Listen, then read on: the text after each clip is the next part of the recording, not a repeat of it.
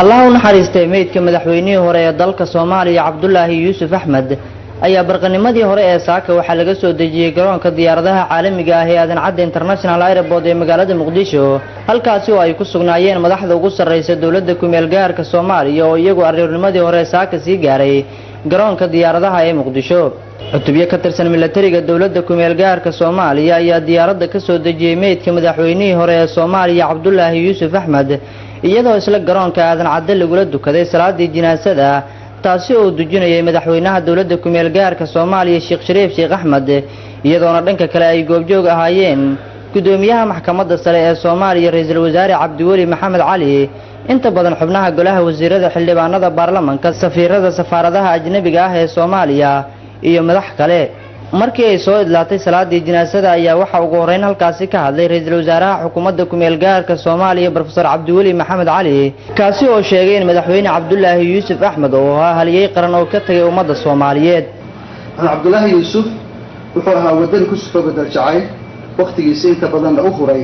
ummadda Soomaaliyeed si dadku u heli lahaa dawlad waarta barxumku wuxuu ahaa madaxweyne ugu horeeyay dawladda federaalka meel gaarka ee la aasaasay Oktoobar 2004 madaxweynaha dawladda ku meel gaarka Soomaaliya Sheekh Shariif Sheekh Axmed oo isna halkaasi ka hadlay ayaa waxa uu sheegay in maanta ay tahay maalin ay taalo tacsi qaran waxaana uu ugu baaqay dadka Soomaaliyeed inay u duceeyaan marxuumka geeriyooday maanta waa tacsi qaran waxaan u duceynaynaa walaalkeen waana meel aan u wada soconno ilaahayna waxaan ka baryaynaa inuu dambigiisana dhaafo qabrigiisana waasiciyo ciddii deyn qaran lahayd runtii aad uga dardaarmo laftigiisa khayr Allah siiyo wixii malafaadhay waa haynaa waxaan rajaynaynaa qof aan wax lahayn inuusan wax soo doonanin waana waajib dawladda saaran waxaan ballan qaadaynaa intii karaankeena inaan qayb ka qaadano intaasi kadib ayaa ciidamada dawladda ku meel gaarka Soomaaliya waxa ay ka soo galbiyeen goobtii lagula dukaday salaada meydka iyagoona u soo dhaqaajiyay dhinaca iyo garoonka gudihiisa halkaasi oo ay taalay diyaarad loogu talagalay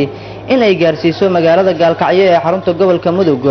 halka oo la doonayo in lagu aaso marxuumka waxaana ciidamada dawladda ku meel gaarka Soomaaliya oo saarsanaa meydka marxuumka ay dhanka kala tumayeen astaan ay ugu talagaleen in ay ku muujiyaan sida ay ugu xun yihiin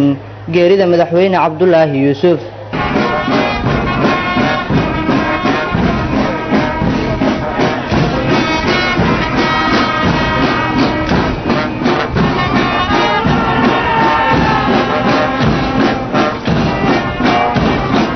ugu dambeyntiina madaxweynaha dawladda ku meel gaarka Soomaaliya iyo ra'iisul wasaare Cabdiweli Maxamed Cali ayaa waxa ay sii raaceen diyaaradii lagu qaaday meydka madaxweyne Yuusuf si ay uga qayb galaan aas qaran oo madaxweynaha loogu sameyn doono magaalada Gaalkacyo ee xarunta gobolka Mudug Allahu naxariisto madaxweynaha hore ee dalka Soomaaliya Cabdullaahi Yuusuf Axmed ayaa 23 sano ee maaj waxa uu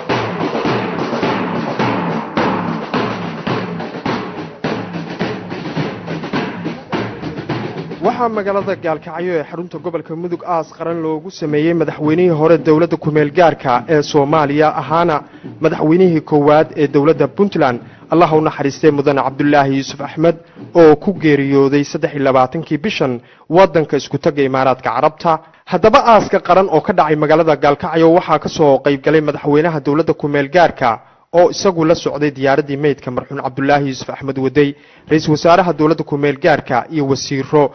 madaxweynaha dawlad goboleedka Puntland iyo wasiirada Puntland maamul goboleedka Galmudug iyo ahlu sunna wal jamaa iyo safiirada dawladaha Yemen Ethiopia iyo Suudaan meydka marxuum Cabdullaahi Yuusuf Axmed diyaaradii wada waxaa ka soo dejiyay ciidanka daraawiishta dawladda Puntland si loogu tukado mar labaad madaxweynaha salaadii janaasada kadib waxaa madaxweyne Cabdullaahi Yuusuf Axmed Allah u naxariistay loo riday 22 madfac oo ka dhacay qoryo kala duwan intii aan laga saarin garoonka diyaaradaha ee magaalada Gaalkacyo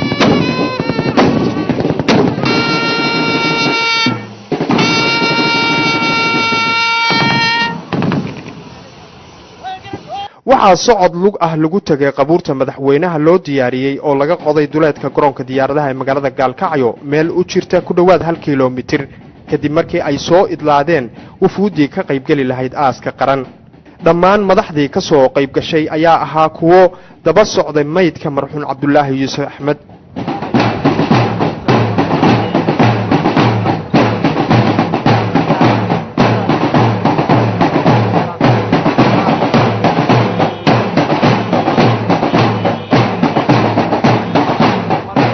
madaxweyne cabdulaahi yuusuf axmed waxaa buddhigay dad badan oo iskugu jira isimada deegaanada puntland siyaasiyiin ehelada madaxweynaha ducooyin iyo allabari kadib waxaa aaska hadallo ka jeediyey madaxweynaha dowladda ku-meel gaarka ee soomaaliya sheekh shariif sheekh axmed madaxweynaha puntland cabdiraxmaan furoole iyo islaam bashiir islaan cabdille oo ku hadlay magaca isimada puntland haddaba ugu horraynba waxaa ka hadlay madaxweyne furoole oo ugu horrayn dadkii ka soo qayb galay ugu bishaareeyey in garoonka diyaaradaha magaalada gaalkacyo loogu magac daray cabdulaahi yuusuf axmed allahu naxariistee intaanu nool nahay waxba isuma ahin ayraboorka gaalkacyo oo maanta laga soo dejiyey meydkiisa cabdulaahi yuusuf axmed allahu naxariistee waxaanu ugu magac daraynaa ayraboorka cabdulaahi yuusuf axmed baanu ugu magac daraynaa arrintaas madaxweynaha iyo prime ministerka oo ka watashan waa inii sheegaya ilaahay subxaanahu wa tacaala ha u naxariisto walaalkeen marxuum cabdulaahi yuusuf ummadda soomaaliyeed meelay joogaan iyo ahalkiisa iyo qaraabadiisa si gaaraan uga tacsiyeynaynaa geeridaas weyn mataqaanaa dhacday maanta maanta waxaan geynay gurigiisii mataqaanaa rasmiga ahay ilaahay waxaan uga baryaynaa inuu uga dhigo beeraha jannada mid ka mid ah inuu uga dhigo ilaahay idankiisa aaskan qaran oo loo sameeyena inuu noqdo mid ummadda soomaaliyeed midnimadeeda xoojiya midnimada ummadda soomaaliyeed mar walba waa jirtaa laakiin xoojinay u baahan tahay intaan waafaqsanna waa intaas marka waxaan leenahay aaskaanuna ha noqdo mid xoojiya qofku marka uu joogana waxbuu dadka taraa marka uu dhintana waxbuu taraa marka intii uu noolaa wixii uu qabo karuu qabtay shacabka dhammaantii ciidamada amniga ilaalinaya dhammaantiin waxaan idinku salaamayaa salaanta islaamka assalaamu calaykum waraxmatullaahi tacaala wabarakaatu salaan ka bacdi innaa lilaahi wa innaa ilayhi raajicuun waxaynu isugu soo bannaan baxnay oo aynu qabuurahan u joognaa maantay aaskii walaalkeen cabdulaahi yuusuf axmed oo wakhtigii ilaahay ugu talagalay qaatay maantana aynu halkan janaasadiisii isugu nimid innagoo meelo badan isaga nimid sidaas darteed mas-uuliyiintii isimadii ikhyaartii meelaha kala fogfog ka timid ilaahay baa mahad leh ee waa u mahad celinaynaa intaas ka bacdi maadaama cirid la taagan yahay muddo badan hawshaan lagu soo jiray oo lagu dhafray munaasabaddu tahay aas iyo tacsi waxaan ku koobayaa inaan u tacsiyeeyo dhammaan ummadda soomaaliyeed madaxdii iyo dadkii ay soo wada shaqeeyeen gaar ahaan xaaskii iyo carruurtii uu ka geeriyooday marxuum dhinaca kale magaalada gaalkacyo oo ah halka lagu aasay allaha u naxariistee madaxweynihii hore ee dowladda ku-meel gaarka ee soomaaliya cabdulaahi yuusuf axmed ayaa ahayd mid ammaankeeda si fiican loo adkeeyey haddana magaalada gaalkacyo waxay la ciiraysaa wufuud kala duwan cabdilatiif cabdiraxmaan warsame t v-ga caalamiga universal